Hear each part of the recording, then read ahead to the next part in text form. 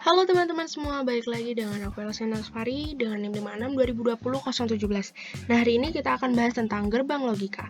Langsung aja ya. Apa sih gerbang logika itu? Nah, gerbang logika atau logic gates adalah proses pengolahan input bilangan biner dengan teori matematika Boolean yang mengubah satu atau beberapa input logic menjadi sebuah sinyal output logic. Nah, yang seperti kita tahu nih, hanya terdapat dua kode bilangan biner, yaitu angka 1 dan 0. Nah, gerbang logika ini mempunyai output dua keadaan. Yang pertama adalah output dengan 0 volt yang menyatakan logika 0 atau rendah, dan output dengan tegangan tetap yang menyatakan logika 1 atau tinggi. Nah, di dalam gerbang logika terdapat tabel kebenaran juga nih. Nah, tabel kebenaran itu apa sih? Tabel kebenaran itu adalah tabel yang digunakan untuk melihat nilai kebenaran dari suatu pernyataan. Di sini tabel kebenaran dapat diartikan sebagai tabel yang berisi kombinasi-kombinasi variabel input yang menghasilkan output yang logis. Selanjutnya kita masuk ke jenis-jenis gerbang logika. Yang pertama ada gerbang AND. Nah, gerbang AND ini memerlukan dua atau lebih input untuk menghasilkan satu output. Gerbang AND digunakan untuk menghasilkan logika 1 jika semua input mempunyai logika 1. Jika tidak, maka akan dihasilkan logika 0. Nah, tabel kebenarannya bisa dilihat di sebelah kanan ini ya.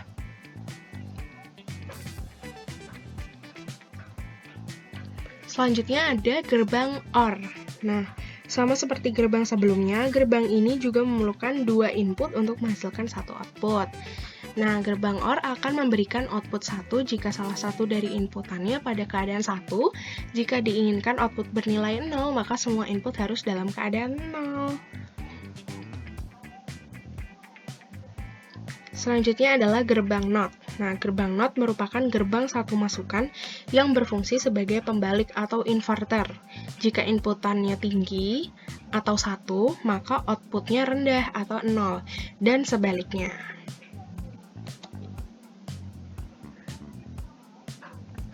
Selanjutnya adalah gerbang NAND. Nah, gerbang NAND ini adalah gabungan dari gerbang AND dan gerbang NOT.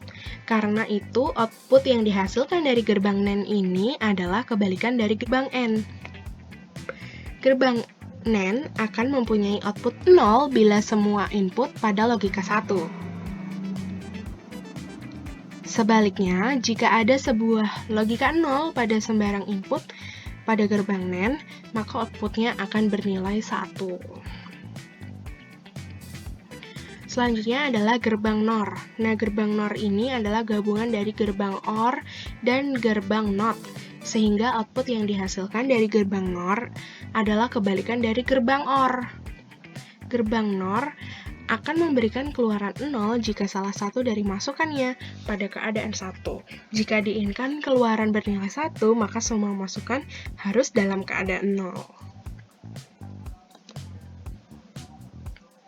Selanjutnya adalah gerbang XOR. Nah, gerbang XOR ini adalah kata dari exclusive OR. Nah, ini memerlukan dua input untuk menghasilkan satu output. Jika input berbeda, maka output yang dihasilkan adalah bilangan biner 1. Sedangkan jika input adalah sama, maka akan dihasilkan output dengan bilangan biner 0. Nah, yang terakhir adalah gerbang XNOR. Nah, gerbang XNOR ini memerlukan dua input untuk menghasilkan satu output. Jika input berbeda, maka output yang dihasilkan adalah bilangan biner 0, sedangkan jika input adalah sama, maka akan dihasilkan output dengan bilangan biner 1. Yang terakhir adalah gerbang XNOR. Nah, gerbang XNOR ini memerlukan dua input untuk menghasilkan satu output.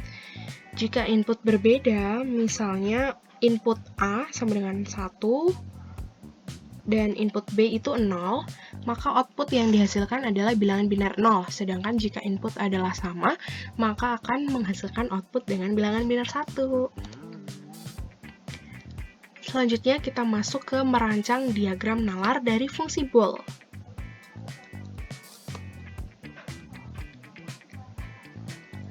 Nah, langkah-langkahnya yang pertama itu kita mengimplementasikan dulu nih persamaan-persamaan fungsi logika ke dalam untai elektronika logika. Nah, selanjutnya baru kita merancang gerbang kombinasi NAND dan NOR-nya.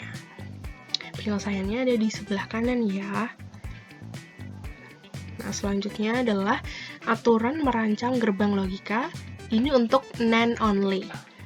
Nah, langkah-langkahnya adalah yang pertama, kita sederhanakan dulu fungsi bolehnya. Selanjutnya, kalau udah, kita mengenakan negasi 2 kali pada fungsi boleh. Lalu yang ketiga, kita menerapkan hukum De Morgan pada negasi bagian dalam.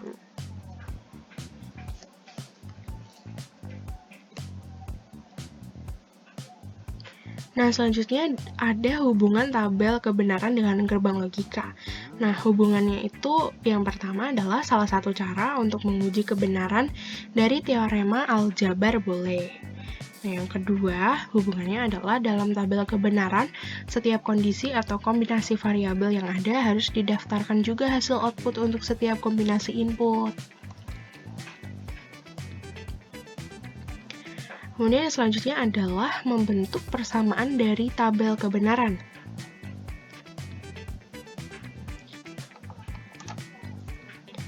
Nah, di sini ada dua. Yang pertama adalah jika yang dilihat adalah output 1, maka persamaan mempunyai bentuk sum of product atau SOP.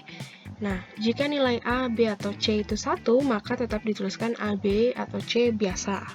Nah, tetapi jika nilai A, B, atau C itu 0, maka kita nulisnya itu A inverse, B inverse, atau C inverse. Kemudian yang kedua adalah jika yang akan dilihat adalah output 0, maka bentuk persamaan mempunyai bentuk product of sum atau POS. Nah, jika nilai A, B, atau C itu 1, maka dituliskan A inverse, B inverse, atau C inverse. Tetapi jika nilai A, B, atau C itu 0, maka dituliskannya A, B, atau C biasa. Jadi kebalikan dari sum of product tadi.